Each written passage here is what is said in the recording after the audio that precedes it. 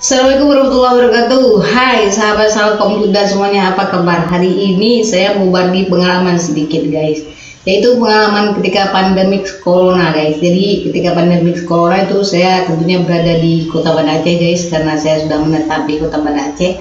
Jadi saya di sini di Kota Banda Aceh ini sebatang kara guys. Jadi saya di sini nggak ada saudara, nggak ada siapa-siapapun. Saya tersesat di sini sendiri gitu guys ya.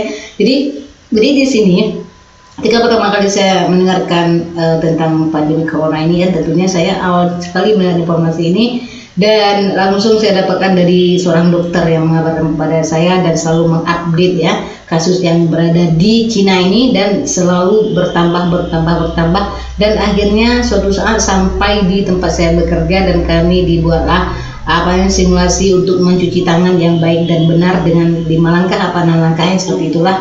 Dan kemudian lama-kelamaan semakin membahana begitu ya informasinya, sehingga membuat saya menjadi ketakutan guys.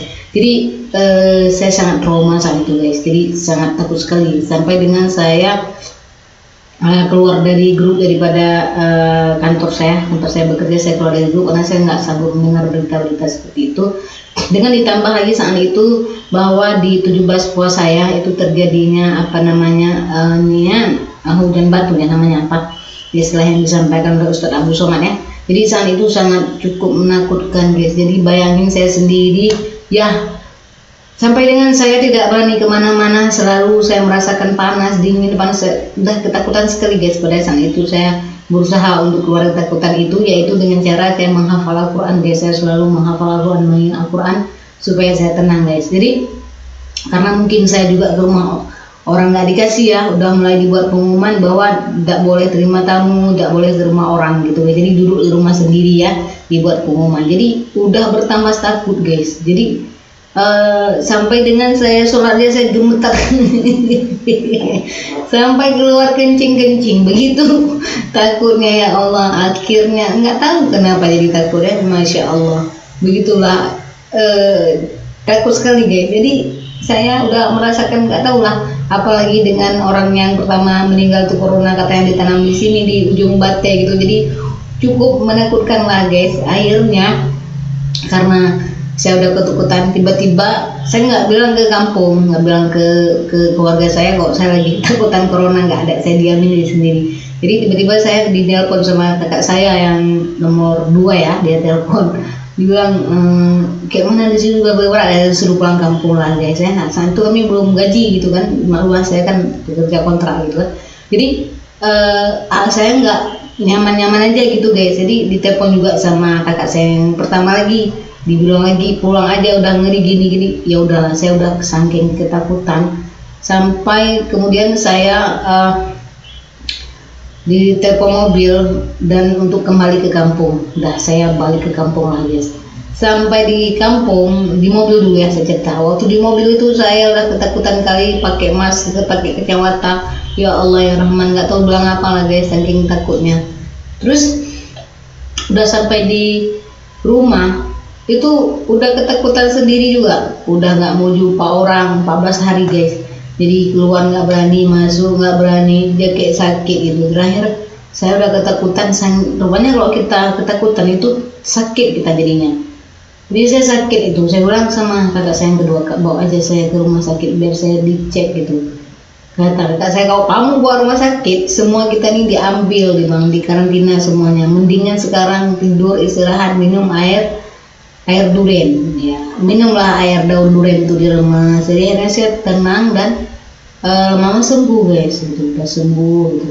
Dan tidak lama kemudian saya baru ditelepon sama atasan saya sudah balik lagi ya ke Banda Aceh untuk bekerja guys. Dan alhamdulillah sekarang udah nggak takut lagi gitu. Bukan artinya nggak takut gimana ya, saya selalu jaga jarak guys. Jadi kalau saya melayani gitu kan, saya bidang melayani, tentunya saya sampai sekarang saya masih menjaga jarak. Kenapa guys? Karena saya melihat dan saya perhatikan mereka teman-teman saya nih yang terinfeksi daripada virus corona ini, mereka saya tidak menjaga jarak ya, tidak menjaga jarak dan juga tidak menggunakan masker gitu ya. Tuh memang ada juga orang ini ya gitu kena corona tapi nggak sakit, karena dia nggak ada sakit. Kalau saya kan ada riwayat penyakit gitu kan, ada kelenjar tiroid, jadi kita khawatir, makanya saya selalu menjaga jarak daripada dengan teman-teman saya, dengan baik dengan sahabat saya, dengan siapapun, selalu menjaga jarak dan juga menggunakan masker gitu guys. Jadi ini yang saya perhatikan. Jadi sekarang alhamdulillah udah nggak takut lagi guys. Jadi jadi sempat sih gitu kan teman-teman saya gitu kan, entah ledekin saya entah siapa guys, nggak tahu ya. Jadi dia selalu naikin statusnya tentang corona gitu, dia update selalu di Facebooknya gitu kan. Dia bilang kalau takut jangan main Facebook katanya gitu ya. Ya gitulah intinya, untuk menakuti orang-orang guys gitu kan.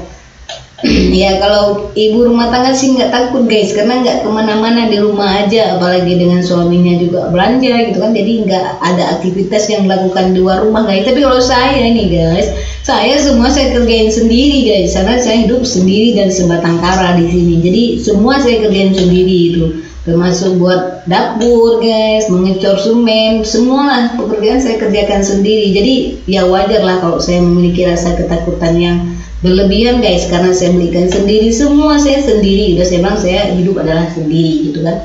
Kenapa sendiri? Belum ada jodoh.